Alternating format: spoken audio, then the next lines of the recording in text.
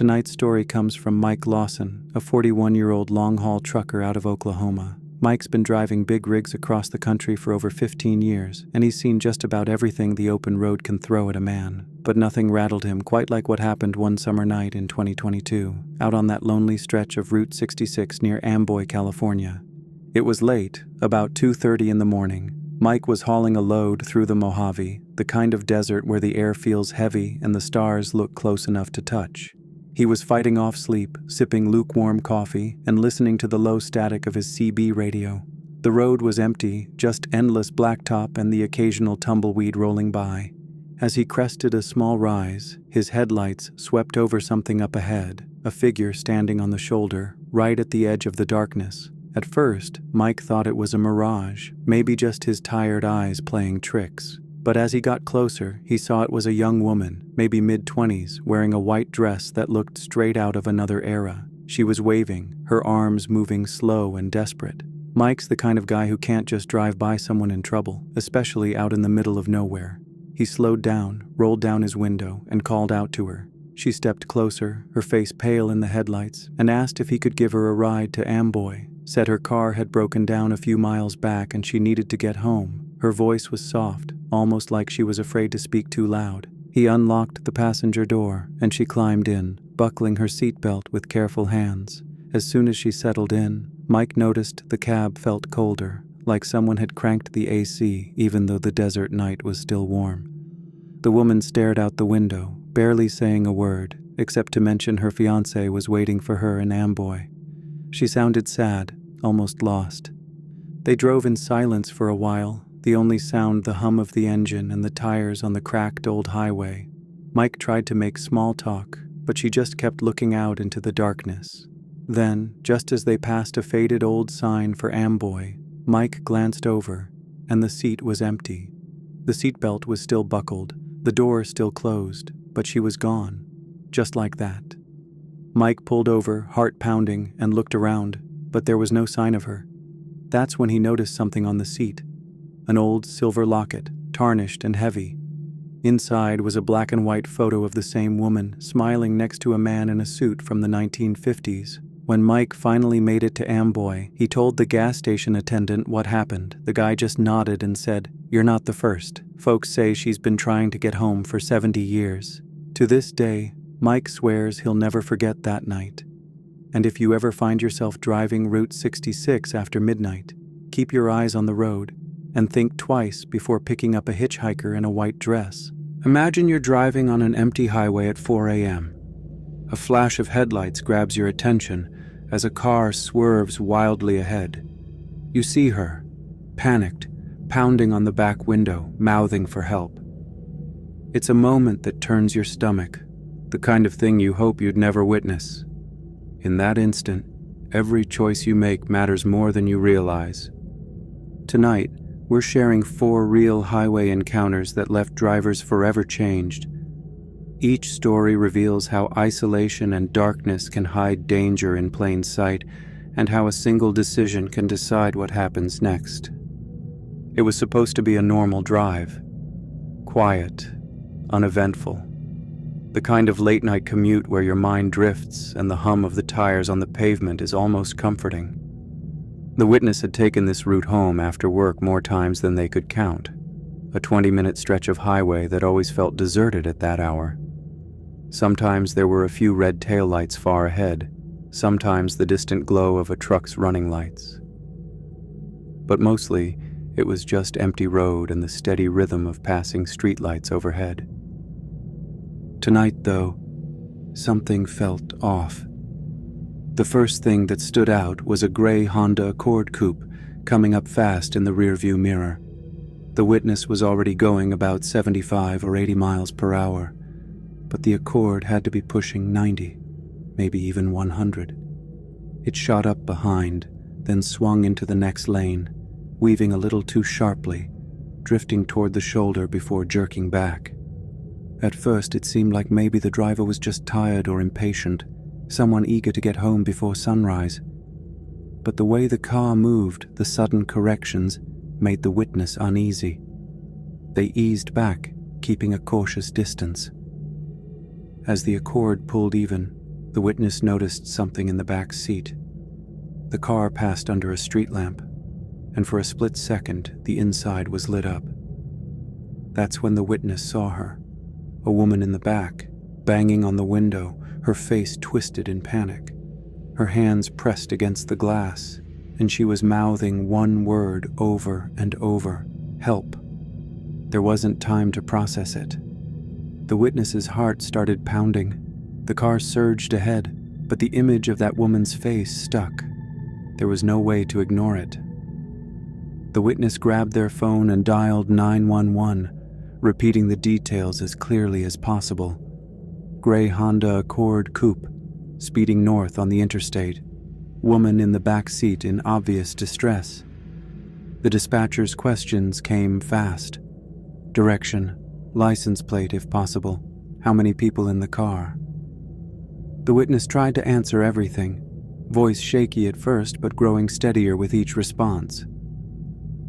Stay with the car, but don't get too close. Officers are on their way, the dispatcher told them. Keeping up wasn't easy. The Accord kept accelerating, sometimes drifting dangerously close to the edge of the road. The witness hovered around 95 miles per hour, just managing to keep the car in sight. Every so often, the driver of the Accord would reach back with a sudden swinging motion, as if trying to hit or restrain the woman. The witness relayed everything to the dispatcher: location, speed, what was happening inside the car. The sense of urgency was overwhelming, but there was no time to think about fear or second-guess the decision to get involved. The Accord's brake lights flared suddenly. The car slowed, and for a moment it looked like it might try to pull over. The witness's mind raced. What if the driver realized they were being followed? What if they tried to confront them? The dispatcher's voice was steady in their ear, reminding them to keep a safe distance and not to intervene directly. Instead of stopping, the Accord swerved again and picked up speed. The witness stayed back, not wanting to lose sight of the car, but also not wanting to provoke the driver. The highway stretched ahead, empty except for the two cars, the darkness broken only by the occasional flash of headlights from the opposite direction. After what felt like forever, red and blue lights appeared in the rearview mirror. The witness felt a wave of relief, but the situation was still tense. The Accord must have noticed the police too, because it sped up, trying to put as much distance as possible between itself and the flashing lights. The witness kept close enough to track the car for the dispatcher, even as the sirens grew louder. The chase ended suddenly. The Accord swerved across two lanes and screeched to a stop on the shoulder. Two police cruisers boxed it in, one in front and one behind. Officers jumped out, weapons drawn, shouting commands. The driver of the Accord stepped out, hands up, his posture rigid and defiant. The shouting got louder, the scene chaotic and tense.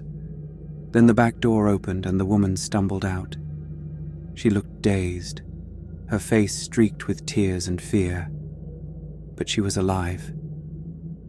One of the officers guided her away from the car, speaking quietly to calm her down. The driver was pinned against the hood of the Accord, handcuffed and still muttering. The witness sat in their own car, watching it all unfold, their hands trembling against the steering wheel. Later, police would confirm what the witness already suspected. The woman had been abducted from a public place just hours before. The driver of the Accord was a repeat offender with a long record: violent crimes, restraining orders, a history of ignoring the law. The woman had been thrown into the back seat, the child locks engaged so she couldn't escape. She'd been desperate, running out of time. If the witness hadn't seen her and called for help, there's no telling how the night would have ended.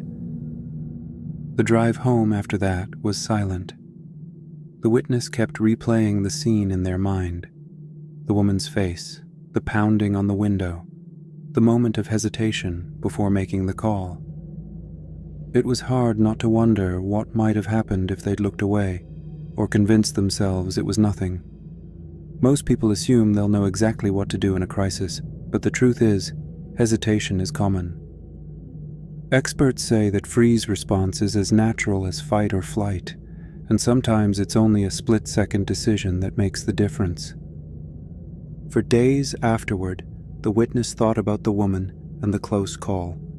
The officers said it was the right thing to do, reporting what they saw and staying with the car until help arrived. It wasn't heroism, just paying attention and acting on instinct.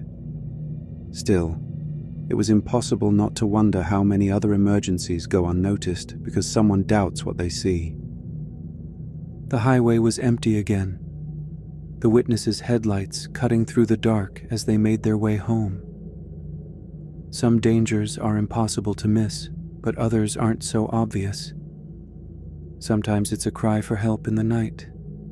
Sometimes it's something you don't see until it's right in front of you.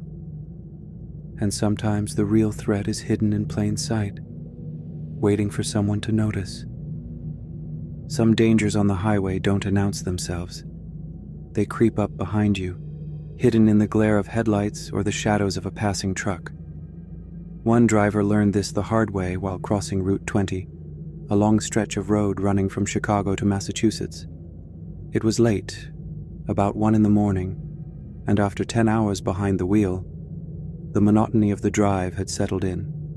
The highway felt endless, just a dark strip under a pale sky, and the only company was the steady hum of tires and the occasional distant glow of another car. The driver liked these empty stretches.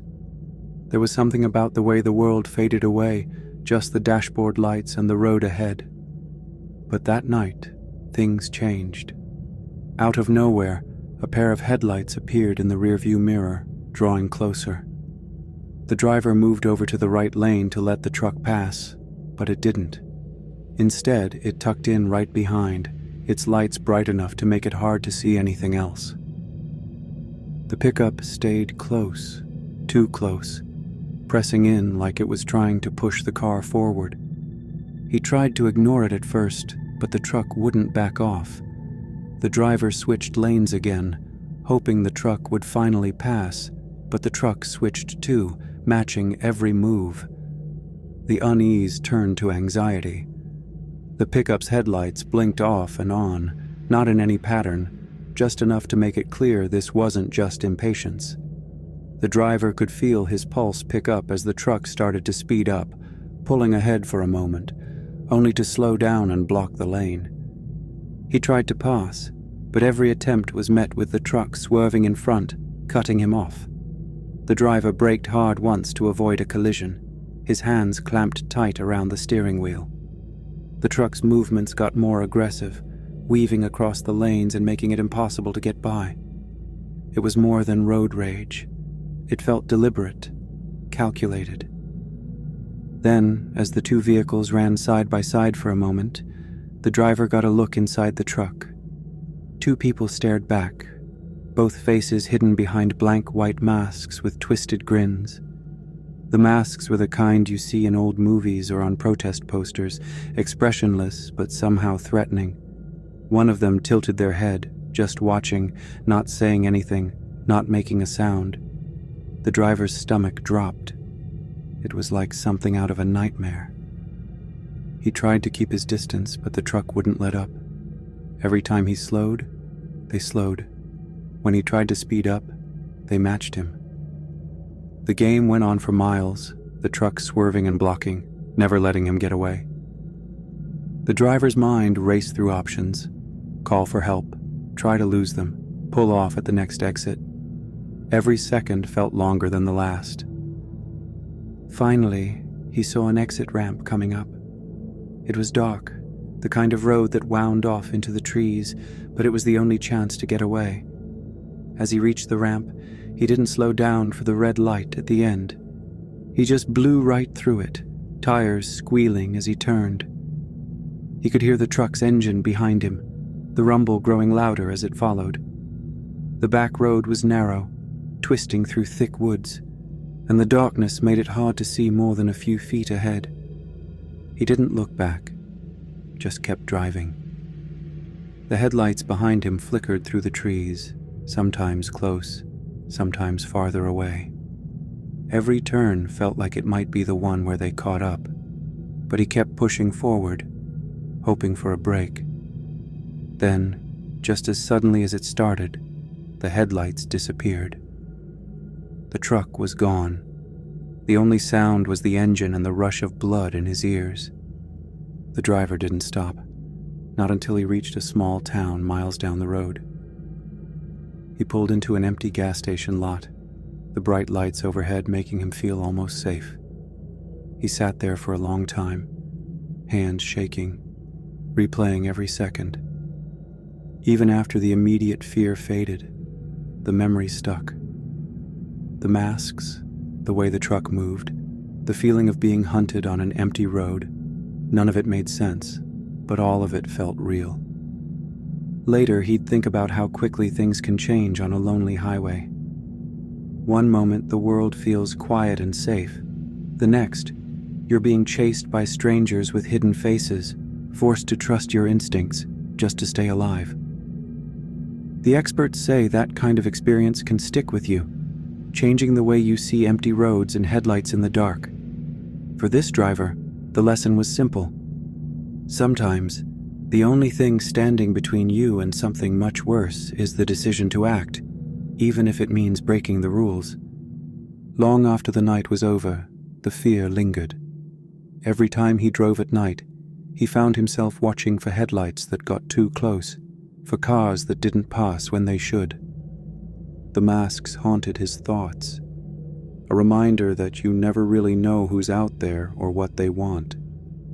It made him more cautious, more aware of every car and every shadow on the highway. Not every threat comes with a warning, and not every danger is obvious until it's right beside you. Sometimes it's just a feeling that something isn't right, a flash of white in the dark, a decision to run a red light because your instincts tell you it's the only way to get out. And sometimes, even when you escape, the echoes of that fear follow you into the next stretch of road, waiting for the world to turn strange again. On some nights, the weather itself feels like a warning. Around 1 a.m., a driver found themselves alone on a stretch of highway where fog had settled thick and low. The high beams were almost useless, and the usual comfort of familiar road signs was gone. There was just the dull glow of headlights and the steady sweep of windshield wipers. The sense of isolation grew with every mile, and the driver couldn't shake the feeling that something about this night was different. A shape appeared ahead, vague and shifting in the fog. As the car rolled closer, it took form. A vehicle pulled onto the shoulder, hood up, hazard lights blinking in the mist. A man stood near the front, waving his arms. He was dressed in jeans and a sweatshirt, maybe in his 30s or 40s, and his face was only half lit by the car's approach. The driver slowed, almost without thinking. They had always been the type to help, and the man's urgency felt real. Pulling over just ahead of the stranded car, the driver kept their own engine running. The window went down a few inches, just enough for conversation. "Everything okay?" the driver called out, trying to keep their voice steady. The man jogged up, stopping at the window. He smiled, but it didn't seem to reach his eyes. "Thanks for stopping. My car just died out here. I've been trying to get someone's attention for almost an hour. No cell service, and I'm freezing." The driver hesitated, their hand tight on the steering wheel. The fog made it hard to see anything else, and a small warning bell rang in the back of their mind. Still, the man's story was believable. He looked tired, frustrated, and cold. "What do you need?" the driver asked. He stepped back a little, hands visible, and explained, "I just need to borrow your phone to call a tow truck. It's too dangerous to stay out here tonight."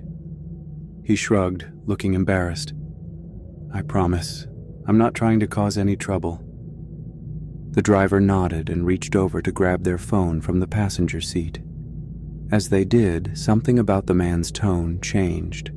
Quieter, less desperate. Before the driver could hand over the phone, a sound came from behind the car. It was a quick, soft shuffle, barely loud enough to hear over the engine and the fog-dampened night. "Is someone else with you?"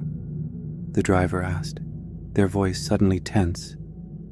The man's face didn't change much, but his eyes flicked toward the rear of the car and then back.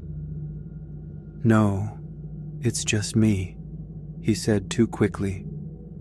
The driver's grip tightened. A second figure materialized from the fog, moving fast and low along the passenger side.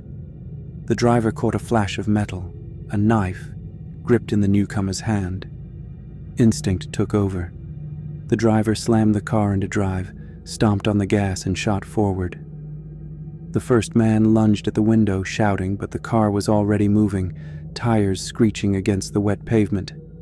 The second man tried to grab the passenger door, but his hand slipped off as the car accelerated. The driver didn't look back. The fog swallowed the scene as quickly as it had revealed it. They kept the car straight, barely seeing the lines on the road, heart hammering so hard it drowned out the sound of the engine.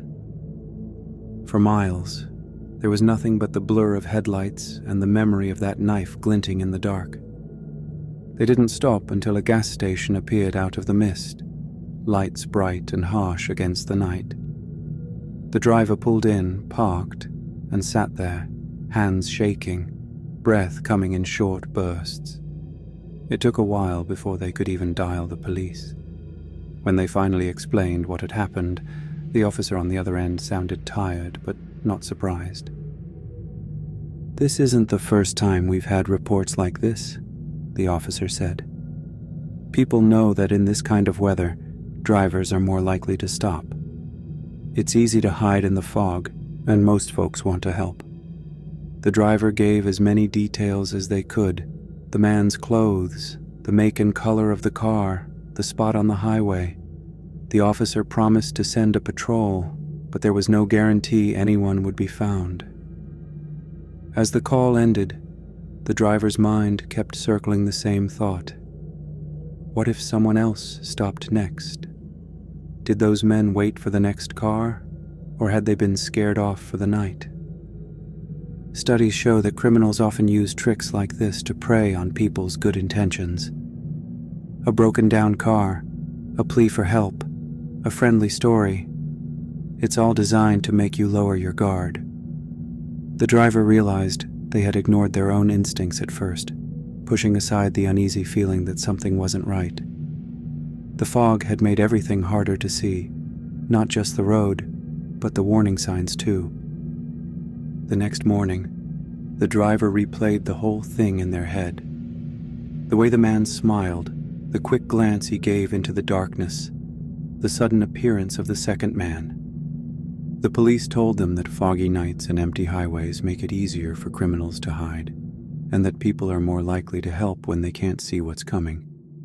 It's a setup that works because it feels safe until the very last second. After that, the driver changed how they thought about helping strangers. They didn't stop at night anymore, especially not in bad weather, and they kept their doors locked even when pulled over. The memory of that night stuck with them, not just the fear, but the realization of how quickly a good deed could turn dangerous. They wondered if the men had tried the same thing on someone else.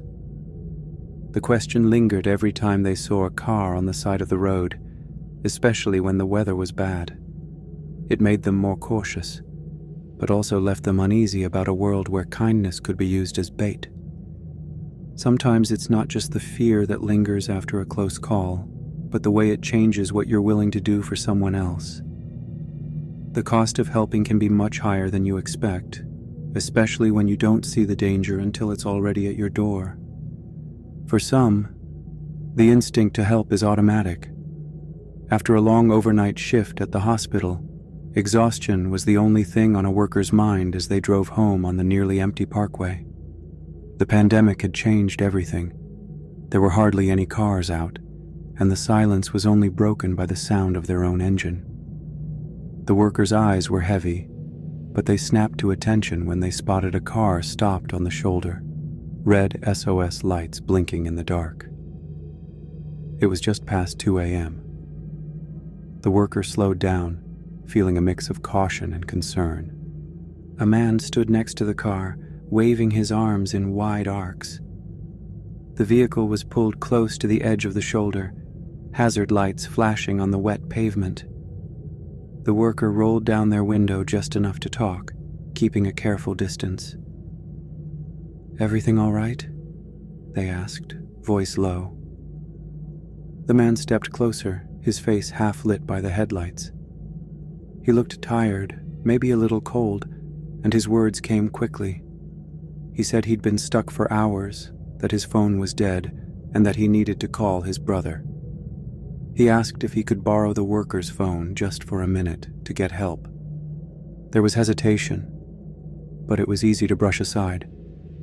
The man's story fit. Phone service out here was spotty, and he looked genuinely frustrated.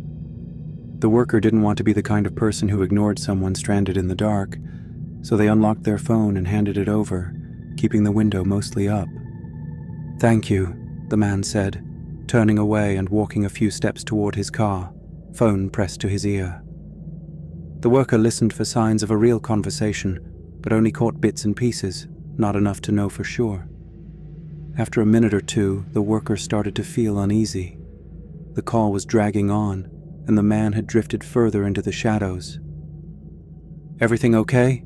the worker called out, their voice sharper now. No answer. The man's back was turned, and he seemed to be talking quietly, almost too quietly. The worker considered getting out to retrieve the phone, annoyed by the delay, but before they could move, something shifted in the corner of their eye. Another person, someone who must have been hiding, darted out from behind the broken-down car and moved quickly toward the rear of the worker's vehicle. Panic set in instantly. The car door wrenched open, and the second man, tall and wiry, forced himself inside. He grabbed the worker, one arm clamping around their neck, squeezing tight. The worker struggled, gasping for breath, clawing at the attacker's arm. The man's grip didn't loosen, and his voice was cold and steady.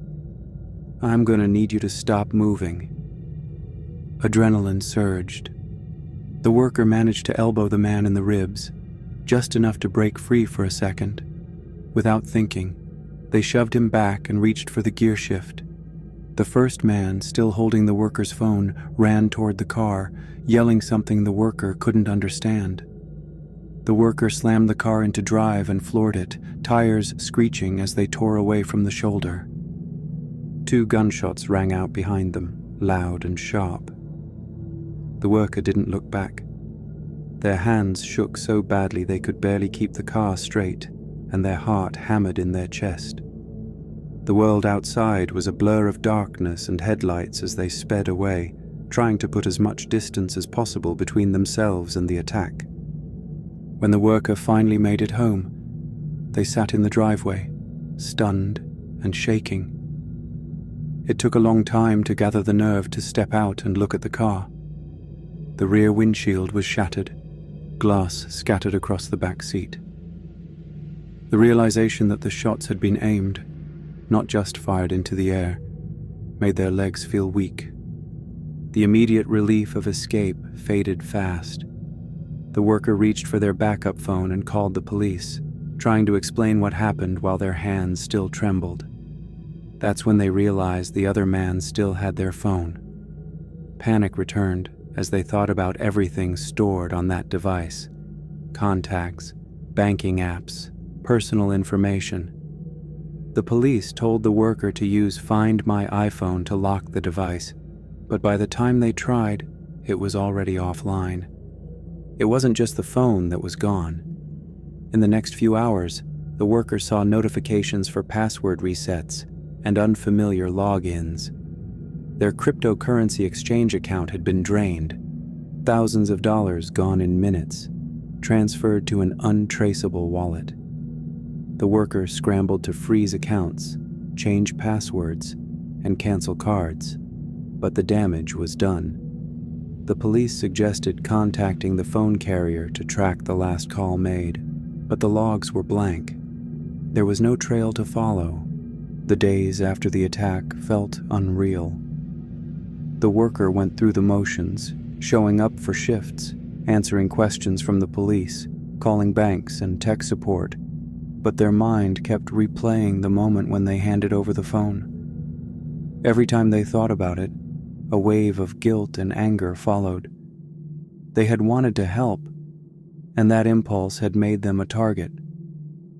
The police explained that these kinds of setups were happening more often. Criminals using fake breakdowns, SOS lights, and believable stories to trick people into stopping.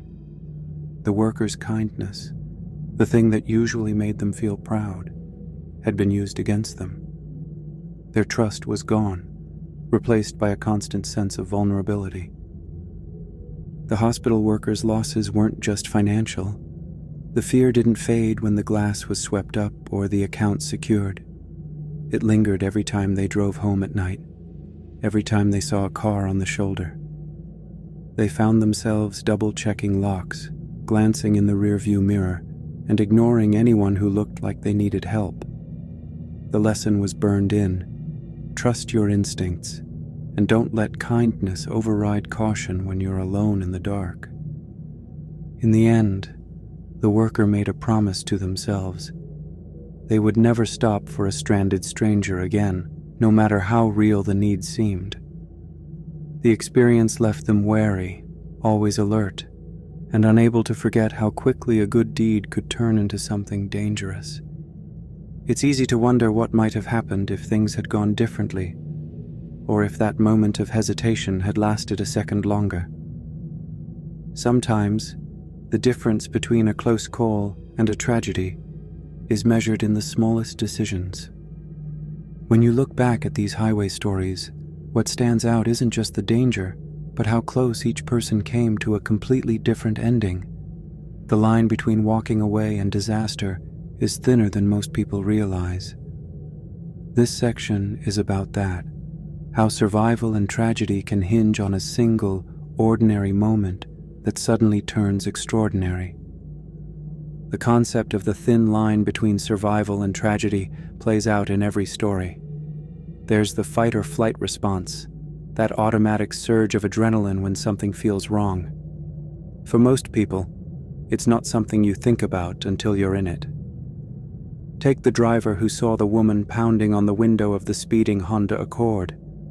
The moment he realized something was wrong, his body went into high alert, heart pounding, hands shaking, mind racing. He could have ignored it, told himself it wasn't his problem, but instead he grabbed his phone and called 911. That single act, fueled by instinct and a sense of responsibility, put a rescue into motion.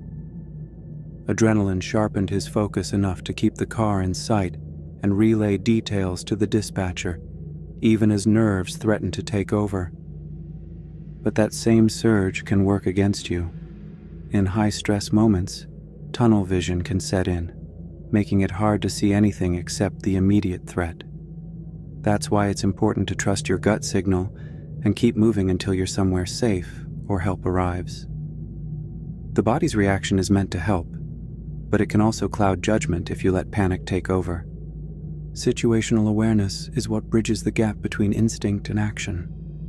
It's not just about noticing what's around you, but about picking up on the small details that tell you when something's off. The hospital worker who stopped for the stranded motorist felt a flicker of doubt, a warning that something didn't add up. The man's story seemed real, but the worker's instincts said otherwise.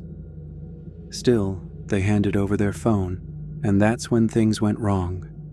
The attackers took advantage of that small moment of hesitation. The worker managed to escape, but only after things escalated to violence. The driver on Route 20, chased by masked strangers in a black pickup truck, faced a different kind of threat. The adrenaline rush pushed him to make split-second decisions, speeding, weaving through lanes, taking an exit without slowing down. He didn't have the luxury of thinking everything through. The need to escape was immediate and overwhelming. But even in that rush, he paid attention to the truck's moves, the way it matched his speed, the way it blocked every lane change. That awareness, even in the middle of panic, helped him find a way out. There's also the story of the driver in the deep fog at 1 a.m. who pulled over for a man waving beside a broken-down car. The fog made it hard to see, and the situation felt off, but the driver stopped anyway. Only when a second man appeared from the mist, holding a knife, did the driver's instincts take over. They sped off, barely avoiding an ambush. The lesson was clear. Hesitation can be dangerous, but listening to that uneasy feeling can make all the difference. In each of these cases, the drivers faced a moment where they had to choose, act on instinct, or ignore it and hope for the best. The outcomes depended on how quickly they recognized the danger and responded. Trusting that gut feeling, even when it seems irrational, can be a lifesaver. It's not about being paranoid, it's about being prepared for the unexpected. Experts talk about situational awareness as a skill that can be developed. It means staying alert, noticing changes in the environment, and not dismissing the small things that feel out of place. On an empty highway, that could mean watching for cars that don't pass when they should, or noticing when someone's story doesn't quite add up. It also means having a plan, knowing what you'll do if something feels wrong. That might be keeping your doors locked, not rolling down your window all the way, or driving to a well-lit area before stopping. The stories show that hesitation is common. It's easy to second-guess yourself, to wonder if you're overreacting or being rude. But those few seconds of doubt can be costly. The hospital worker's decision to stop and help was rooted in kindness, but the pause before acting on their instincts gave the attackers their chance. The driver chased by the pickup truck hesitated before taking the exit, almost waiting too long. The driver in the fog almost missed the danger until it was nearly too late. What ties all these moments together is the way ordinary situations can shift without warning. A routine drive becomes a crisis in seconds. The difference between getting home safely and something far worse often comes down to whether you notice the warning signs and what you do next. The drivers who made it out did so because they acted, even if it was messy or imperfect. They trusted that uneasy feeling and did something about it. It's not about being fearless. Fear is natural, and it's there for a reason. The key is to use it, to let it sharpen your senses instead of freezing you in place. When something feels wrong, it probably is. Moving towards safety, calling for help, or just refusing to get too close can change the outcome. There's no guaranteed way to avoid every danger on the road, but you can stack the odds in your favor by staying alert and trusting your instincts. The thin line between survival and tragedy isn't always obvious in the moment, but it's there, waiting in the space between doubt and action. What matters most is recognizing it before it disappears. On the highway, the threats aren't always visible. Sometimes they're hidden in the fog, behind a stranger's smile, or in the headlights that follow too closely. The best defense is to stay aware and ready to act, even when everything seems routine. As you think about these stories, it's clear that the real risk isn't always what you see in the dark, but what you don't expect. That's what makes these moments so unpredictable and so important to understand. The real danger on the highway is the unexpected. It isn't always the darkness or the empty miles that put you at risk, but the moments you don't see coming. A stranger waving you down, headlights that won't back off, or a story that doesn't add up. Staying safe means paying attention and trusting your instincts. If something feels off, act right away. Your choices, even the smallest ones, can make all the difference. So, what would you do if faced with a moment like this? Share your thoughts in the comments. Have you ever faced danger on the road at night? If these stories shook you, hit like and subscribe for more real-life horror accounts. Stay cautious, stay aware, and let these stories remind you, courage and vigilance matter.